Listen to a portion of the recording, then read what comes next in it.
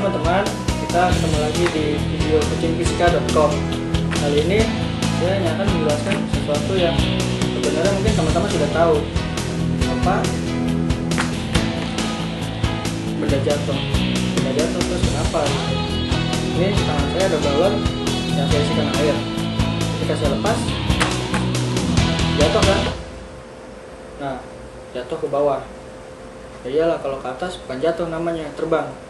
Apa yang ingin saya jelaskan di sini? Saya ingin menjelaskan sebenarnya benda ini jatuh karena apa gitu. Karena kita lepas dari atas, ya iya, kalau dilepas jatuh. Tapi kenapa bendanya tertarik ke bawah gitu? Kenapa nggak tertarik ke atas? Ya teman-teman mungkin tentu pernah mendengar yang namanya gravitasi. Jadi bumi yang kita tempati saat ini, yang tempat teman-teman duduk, tempat teman-teman berdiri, tempat teman-teman menonton video ini, bumi kita memiliki yang namanya gaya gravitasi.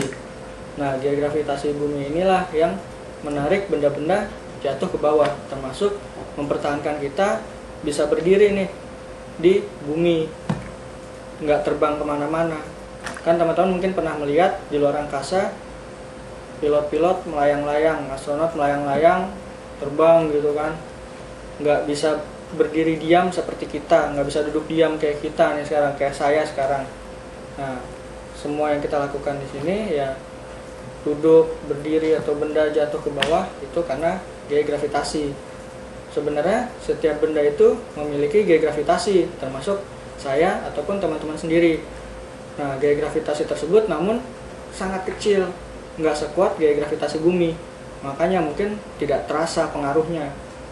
Dan menurut teori klasik Newton, gaya gravitasi suatu benda itu dipengaruhi oleh masanya, massa benda tersebut, dan juga jarak suatu titik dari si bendanya itu sendiri. Jadi kalau teman-teman punya gaya gravitasi nih, tapi massa teman-teman kan kecil tuh, jadi gaya gravitasinya juga nggak terlalu besar. Apalagi kalau saya berdiri 1 km dari teman-teman, lebih nggak terasa lagi deh gaya gravitasinya. Tapi setidaknya semua memiliki gaya gravitasi walaupun sangat-sangat kecil.